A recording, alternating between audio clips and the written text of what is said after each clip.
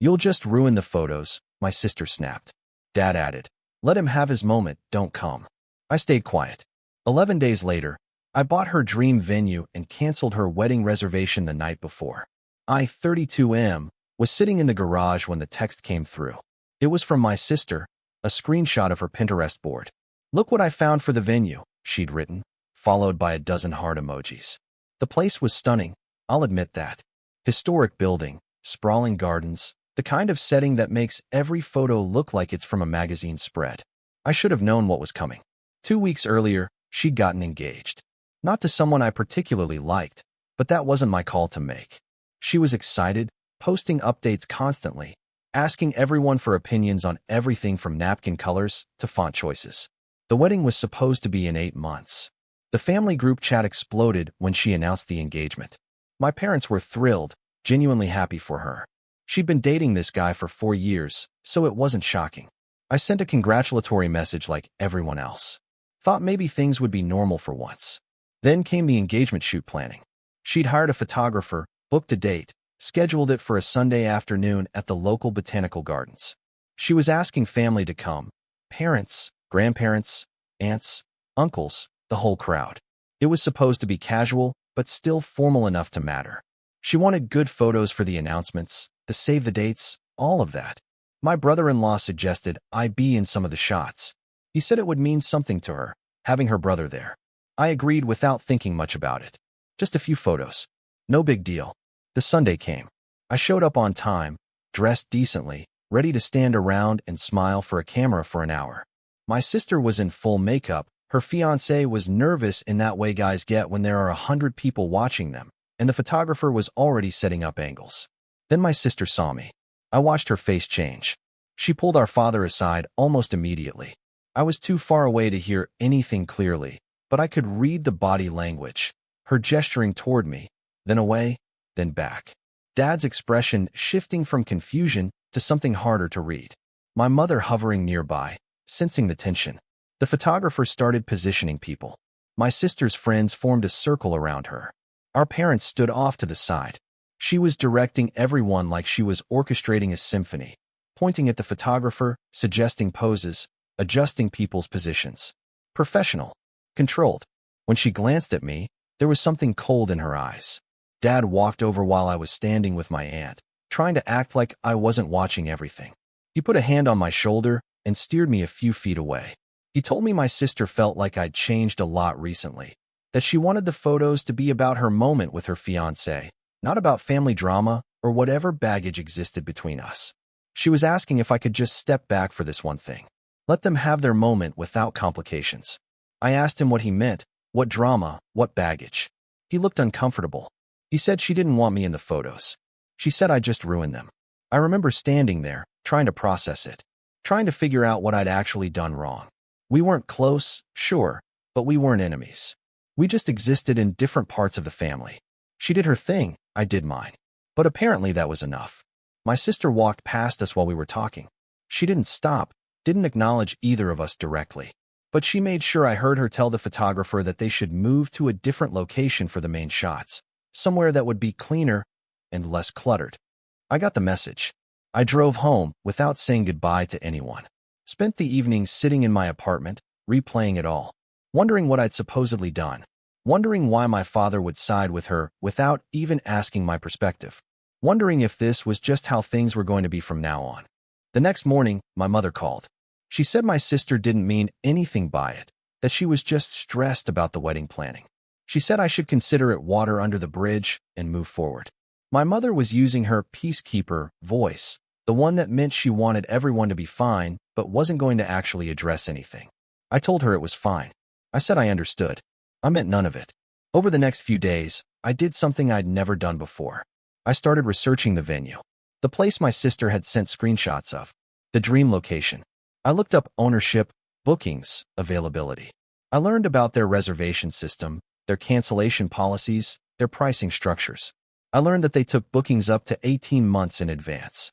I learned that popular dates, especially Saturdays in spring, filled up months ahead of time. I learned exactly how much power a person held if they controlled a venue's calendar. But I also learned something else. The owner of the venue was someone I knew. Not closely, but enough. We'd worked together briefly on a database project for his business 3 years ago. Professional relationship, straightforward work. We'd kept in touch on social media in that loose way people do after projects end. I started planning. It wasn't immediate. I didn't make any moves for almost 2 weeks. I needed to know when my sister actually booked the venue. I needed to understand the timeline. So I did what probably most people would never admit to doing. I created a fake profile on a wedding planning website and sent my sister a message from what looked like a wedding coordinator, asking if she'd finalized her venue choice for her date in May. She responded within an hour, thrilled to tell this coordinator all about her dream venue. She'd actually already submitted a deposit and was in talks about finalizing the full contract. The wedding was set for the second Saturday in May.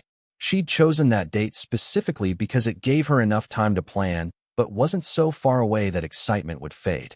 I had her date. I had her venue. I had my opening. I reached out to the venue owner through a professional email, reintroducing myself and asking if he'd be open to a consultation about a project I was working on. I kept it vague. He responded positively within a day. He remembered me, said he'd always appreciated the work I'd done for his business, and suggested we meet for coffee. We met a week later. I brought my laptop and a business proposition. I'd been working on a database management system for event venues, I explained. High-end venues specifically. Something to help them manage bookings, coordinate vendors, handle cancellations, optimize their calendar. I'd built a prototype and was looking for a venue to beta test it with. I'd do the implementation for free, handle all the technical work, and all I asked was permission to use the results as a case study for my portfolio. He was interested immediately. The kind of interested where you know someone's been struggling with their current system and would jump at a solution. We discussed timeline. I said I could have a preliminary system ready in 3 weeks, but that I'd need access to their current booking calendar and reservation structure to build something that actually fit their needs. He agreed. Said we could start immediately. What he didn't know was that I wasn't actually interested in building him a better system. I was interested in something much simpler. I spent the next 2 weeks working on his venue system. I did the technical work, built something legitimate and functional. But I also built myself administrative access that existed in the back end, separate from the normal user interfaces. Access that wouldn't show up in any audit trail. Access that would let me manipulate the calendar without any record of changes. 3 weeks after we met, I installed the system, trained him and his small staff on how to use it, answered all their questions, made sure everything worked smoothly.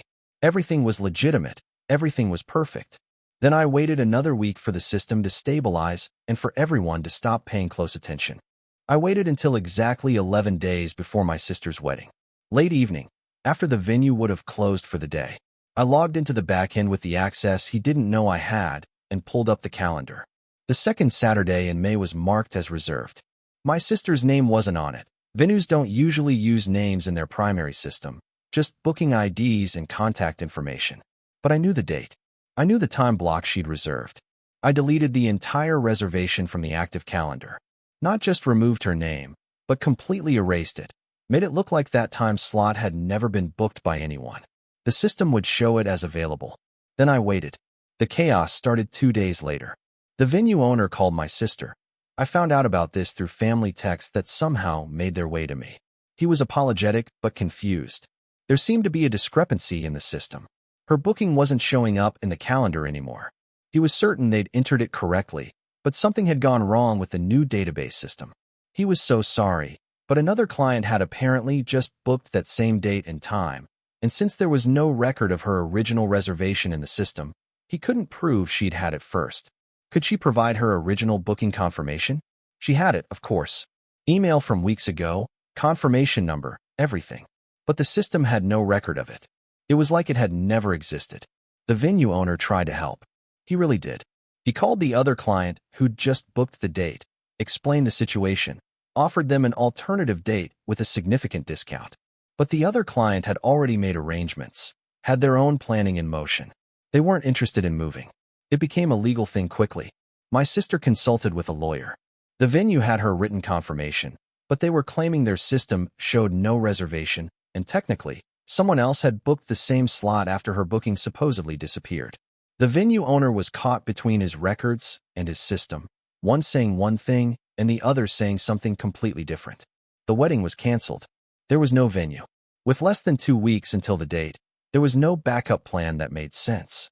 No way to organize a wedding on such short notice at any respectable location. My sister was devastated. The family group chat filled with anger and confusion and blame.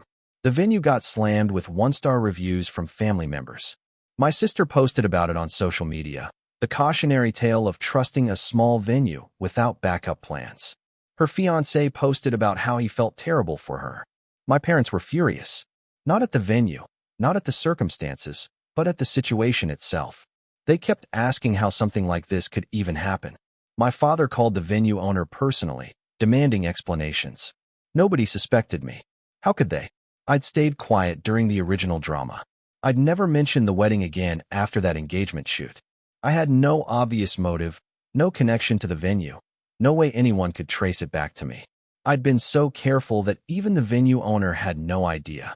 The system had simply malfunctioned from his perspective. These things happen with new software, after all. My sister texted me 3 days after the cancellation. Just a simple message asking if I'd heard what happened.